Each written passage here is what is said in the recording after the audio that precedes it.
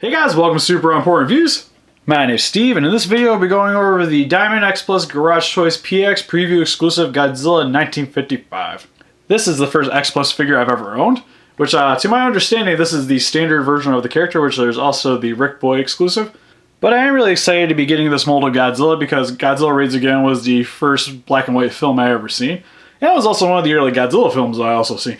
So this is kind of a monument to that occasion. And also, I do really enjoy the film, even though the suit does have some flaws with it, which we'll go over in a little bit. I still really did like, especially when I was a kid, I really loved the close-up shots where he's like spraying his atomic breath and stuff. And also, personally, I really do love the American re-edit version of the film, even though I know it's kind of blasphemy because the Japanese version should always be the best. And I do like the Japanese version because it has this kind of like eerie ambiance with the film with the lack of sound effect and music. So a lot of the time when you see Godzilla around, it's just kind of quiet and menacing. Well, in the American re-edit version of Gigantus the Fire Monster, which horrible title by the way, Warner Brothers, but still, I'll give you some credit for creativity. In that version of the film, they added a lot more sound effects to it, and they sometimes messed up Godzilla's voice and putting Anguirus' sound effects with them. So you get that weird little mix of Godzilla roar and Anguirus' roar, which is, I don't know why that happened, but it still helps to keep your attention with the film and also just gives Godzilla a little bit more character, I guess. Plus, throughout the good majority of the film, you get a narration from George Takei from Star Trek. So that was pretty neat, even though he literally goes over every little thing that is happening. As I go to open the packaging, my heart leaps with joy, as this is the first X Plus that I've ever owned, and it must be played with. But then I notice that the box is still taped, and I have nothing to untape it with. My world is shattered and coming to an end. But enough of my rambling. Without further ado, for the packaging, really love the box here. You get a nice black and white picture of the figure in the box, which the figure is also black and white, so it's kind of contradictory, but still neat. And also has this nice little like grain effect going on with it, which really makes it stand out. And that's pretty much it for what you get in the box, because the rest of this is more just this cardboard backing around everything else except on the back of the packaging. You get a little bit of warning information and some other mumbo jumbo. So, let's get him opened up out of his cardboard prison. So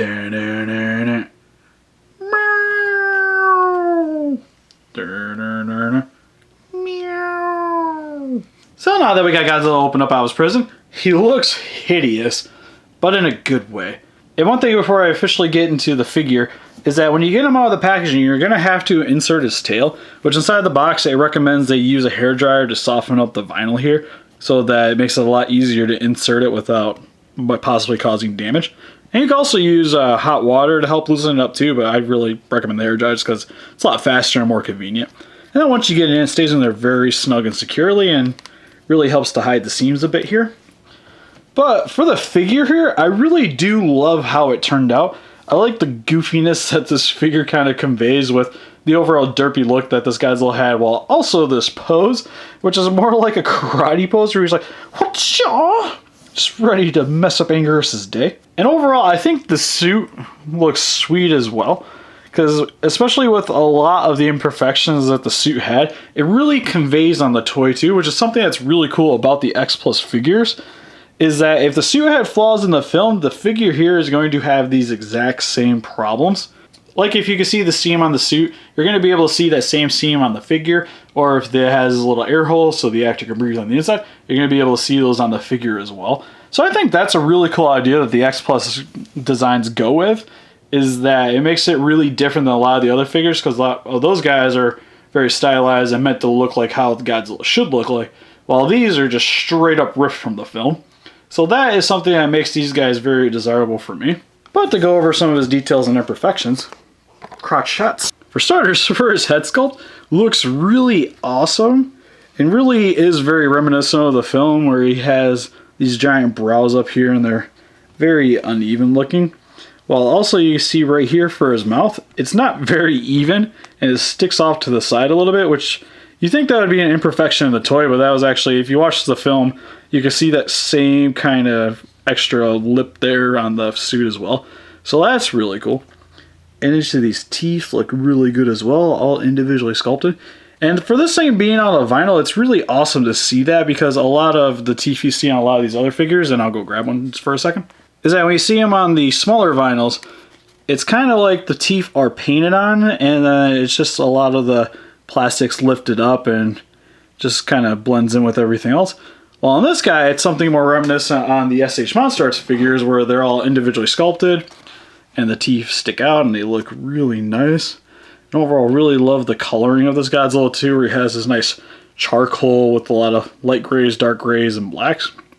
And it really gives him that nice 1950s look and really helps to pull him straight from the film because the film's black and white, and this guy's also too, so that's really nice. And he's also got his ears here, which is correct.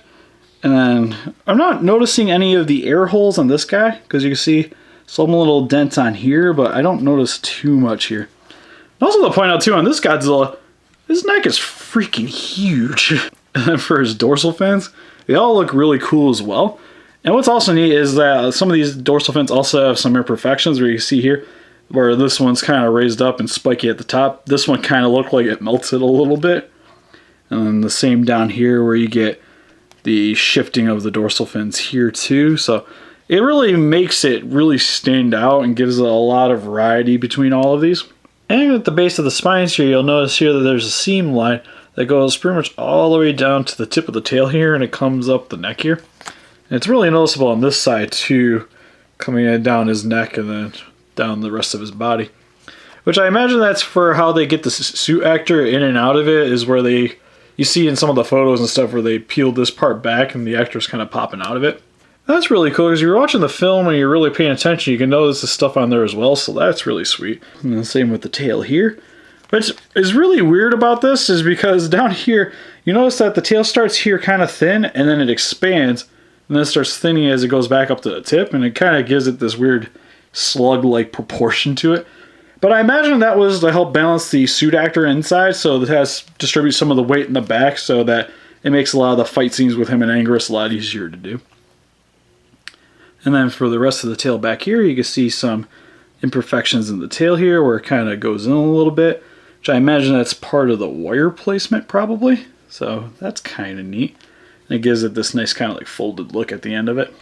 And then for the arms, you can see here, there's a seam here where they attach the forearm to the rest of the arm where the bicep is. Which is, it's kind of noticeable on this side, but on the other side, it's hidden really well. So overall, it's not too bad. It's not very distracting, but they might have been able to cover that up a little bit better.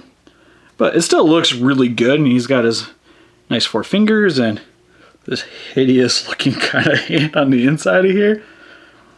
And then for his torso, turned out really cool as well, and you can see a lot of the wrinkling skin effect that he has here, while also some of the imperfections in the suit with the plastic kind of wrinkling up right here, which is really nice. As you see in the film, especially when he's bending up and down, you see that same wrinkling effect going on, so it's really cool that they conveyed that in toy as well.